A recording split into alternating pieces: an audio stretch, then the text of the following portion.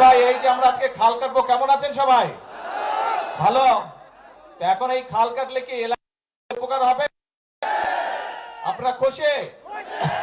এই খাল কাটাতে খুশি? কারা কারা খুশি না হাত তুলেন তো। খুশি না কারা কারা? কারা কারা খুশি না হাত তুলেন। আর কারা কারা খুশি এবার হাত তুলেন। সবগুলা মানুষ খুশি। আমরা যারা বিএনপি করে, আমরা এমন একটি দল করে যেই দলের কাজ হচ্ছে সেই কাজগুলো করা, যেই কাজগুলো করলে মানুষের উপকার হবে, যেই কাজগুলো করলে মানুষ খুশি হবে, আমরা চেষ্টা করি কাজগুলো করতে। এবং সে কারণেই আজ আমরা এখানে একত্রিত হয়েছি। আনুষ্ঠানিকভাবে আজকে আমরা এই সাহাপাড়া খালটি আমরা খালটা প্রায় 12 কিলোমিটার লম্বা। এই খালটা ইনশাল্লাহ আমরা সম্পূর্ণভাবে যখন কাজ শেষ করতে পারবো, সম্পূর্ণভাবে যখন কাজ শেষ করব, তখন কিন্তু প্রায় 31,000 কৃষক এখান থেকে পানি পাবে, এই খালের সুবিধা পাবে 31,000 কৃষক। এবং 1200 হেক্টর জমি এই খালে যে পানি থাকবে সেই পানির সেচ সুবিধার মধ্যে আসবে। 3.5 লক্ষ মানুষ এই খালের পানির সুবিধা পাবে, এই খালের পানি বিভিন্ন ভাবে তারা ব্যবহার করতে পারবে।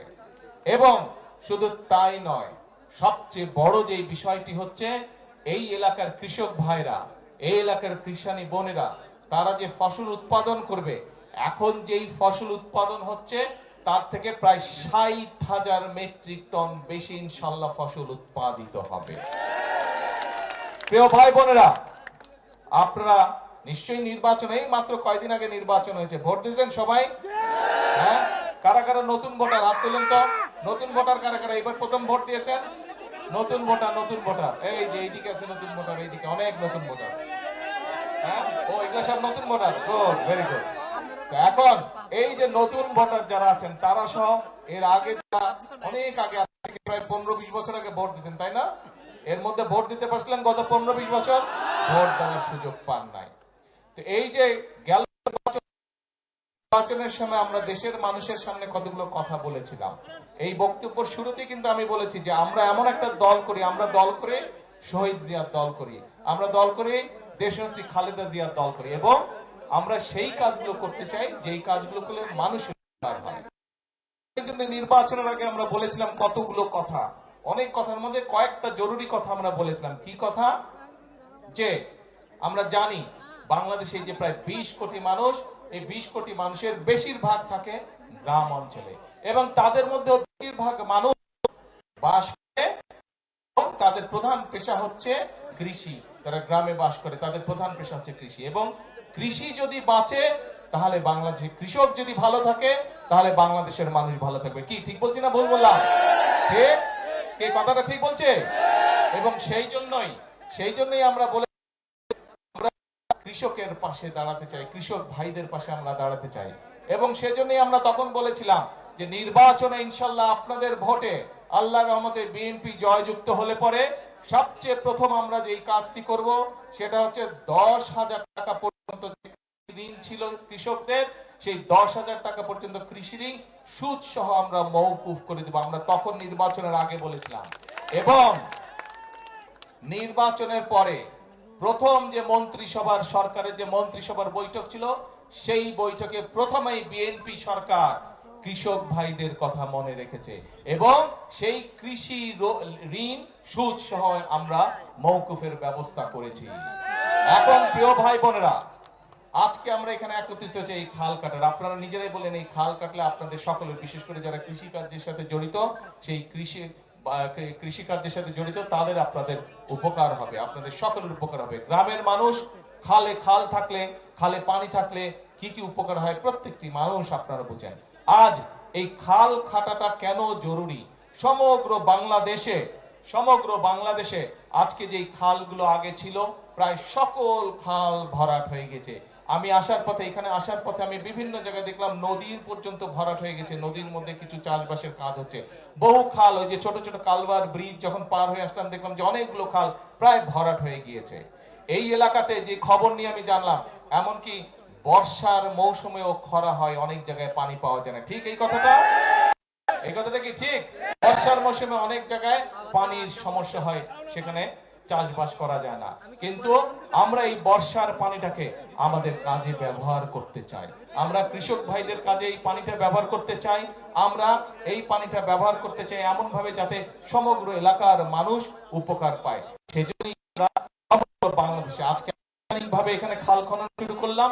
সমগ্র বাংলাদেশে ইনশাল্লাহ আগামী 5 বছরে আমরা প্রায় 20,000 কিলোমিটার খাল খনন করব, যাতে করে এই খাল খননের মাধ্যমে একদিকে আমরা বর্ষার সময় হঠাৎ করে উজান থেকে পানি চলে আসে, নদী খাল সব বন্ধ হয়ে যাওয়ার কারণে উজান থেকে যখন হঠাৎ করে পানি আসে, তখন দেখি যে আমরা নদীর খাল বিলের আশেপাশে যে বাড়ি ঘরগুলো আছে মানুষজনের, সেগুলো ভেসে যায়, গরু ছাগল ভেসে যায়, মানুষের কাপড় জামা নষ্ট হয়ে যায়, ঘরের জিনিসপত্র নষ্ট হয়ে যায়, ঘর বাড়ি নষ্ট হয়ে যায়। এইরকম সমস্যা যাতে না হয় আমরা চাই খাল খননের মাধ্যমে উজানের সময়, বর্ষার সময় যে অতিরিক্ত পানিটা, সেই পানিটা আমরা ধরে রাখবো। কারণ উজানের সময় যেই পানিটা আসে, আপনারা প্রত্যেকে এইটার অভিজ্ঞ, দেখেছেন আপনারা, 7 দিন 10 দিন থাকে, তারপরে সেই পানির খবর নাই, আবার চলে গেল পানি, তাই না? কিন্তু এই পানিটা যদি আমরা ধরে রাখতে পারি তাহলে কি সবার উপকার হবে? সবার উপর। এবং সেজন্য এই পানিটাকে আমরা ধরে রাখতে চাই, যাতে শুষ্ক মৌসুমেই হোক, বর্ষা মৌসুমেই হোক, আমরা আমাদের কৃষক ভাইদেরকে পানি সরবরাহ করতে পারি, যাতে আমরা আমাদের কৃষির উৎপাদন বাড়াতে পারি। এবং কৃষির উৎপাদন এই জন্যই আমাদেরকে বাড়াতে হবে ভাইরে, বাংলাদেশ বিরাট দেশ, একটা 20 কোটি মানুষ এই দেশে। এই মানুষগুলোর জন্য খাবার দাবারের ব্যবস্থা, আমরা এত মানুষের খাবার কি বিদেশ থেকে আনা সম্ভব? বিদেশ থেকে আনা সম্ভব না। এই খাবার আমাদেরকে মৌলিক খাবার দাবার, ধান, যেগুলো মৌলিক খাবার দাবার এই দেশে উৎপাদন করতে হবে। এবং আল্লাহর রহমতে আল্লাহ এই দেশের মাটিকে এত উর্বর করে দিয়েছেন যে আপনি যদি বীজটা পানি টানি দেন, মোটামুটি ভাবেই সে ফসল হওয়া ধরে। কাজেই আল্লাহর নেয়ামত এই পানিটাকে আমাদের সঠিক ভাবে ব্যবহার করতে হবে মানুষের উপকারে। এবং শুধু এই খাল না, তো খালের পাশে যে জায়গাটা হবে সেখানে আমরা প্রায় 7,000 ইনশাল্লাহ বৃক্ষরোপণ করব। এই বৃক্ষরোপণ করলে এটার পাশ দিয়ে মানুষ হাঁটতে যাবে। এই যে একটু আগে এমপি সাহেব, এই এমপি সাহেবকে চেনেন তো আপনাদের? এমপি সাহেবকে কি নাম কন্ত? মঞ্জু। হ্যাঁ, একটু আগে এমপি সাহেব এই যে মন্ত্রী সাহেবকে বলছে, দাঁড়ান না, আমি আপনার নাম বলছি, দাঁড়ান, হ্যাঁ দাঁড়ান। এই যে মন্ত্রী সাহেবকে বলছে, আমাদের এলজিআরডি মন্ত্রী সাহেবকে বলছে, এখানে আপনাদের রাস্তা যাতে হয় এই খালের পাশ দিয়ে, ইনশাআল্লাহ খালের পাশ দিয়ে রাস্তা করবো, যাতে আপনাদের হাঁটা চলার জন্য সুবিধা হয়, এলাকার মানুষ যাতে সুন্দরভাবে হাঁটা চলা করতে পারে, এখান থেকে সামনে যেগুলো এলাকা আছে সেখানে যাতে আপনারা যেতে পারেন। কাজেই আমাদেরকে সারা দেশে আমরা এইভাবে খাল খনন কর্মসূচি শুরু করেছি আনুষ্ঠানিকভাবে। আজকে এই খাল খননের মাধ্যমে আমরা যেরকম পানির সমস্যার সমাধান করব, একইভাবে এই খাল খননের মাধ্যমে আমরা দুই পাশে ফলের গাছ লাগাবো, দুই পাশে যেগুলা মূল্যবান গাছ আছে সেগুলা লাগাবো, যাতে দেশের সম্পদ বৃদ্ধি হয়। আরেকটা বিষয়, এখন যেহেতু খালে পানি নাই, নদীতেও পানি নাই, আমাদের কি করতে হয়? এই যে ডিপ টিউবওয়েল দিয়ে আমাদেরকে মাটির নিচ থেকে পানি বের করে আনতে হয়। এখন চিন্তা করে দেখেন তো, আজকে থেকে 10 বছর আগে আপনি যতটুকু গভীরে গেলে পানি পাইতেন, এখন পান আরো গভীরে যাইতে হয় না? কি আরো গভীরে যাইতে হয়? এখন আর অনেক গভীরে যেতে হয়। আগে যদি আপনি 50 ফিট গেলে পানি পাইতেন, এখন হয়তো 300 ফিট যেতে হয়, তাই না? ওই পানিও তো কমে যাচ্ছে, কিন্তু ওই পানি যদি কমে যায় তাহলে তো আমাদের করতে হবে। সেই জন্যই আমাদেরকে মাটির উপরে যেই পানি আছে, আমাদেরকে এখন চেষ্টা করতে হবে মাটির ভিতরে যেই পানিটা আছে সেই পানিটাকে রিজার্ভের মতন আমাদের রেখে দিতে হবে, যাতে ভবিষ্যৎ প্রজন্মদের জন্য যদি প্রয়োজন হয় তাদের যাতে কাজে ব্যবহার করা যায়। এবং আমাদেরকে মাটির উপরে যেই পানি আছে সেই পানিটা যতটুকু সম্ভব সৎ ব্যবহার করা যায়, সুন্দরভাবে পরিকল্পনা করে, খাল খনন করে, নদী খনন করে আমাদেরকে মাটির উপরের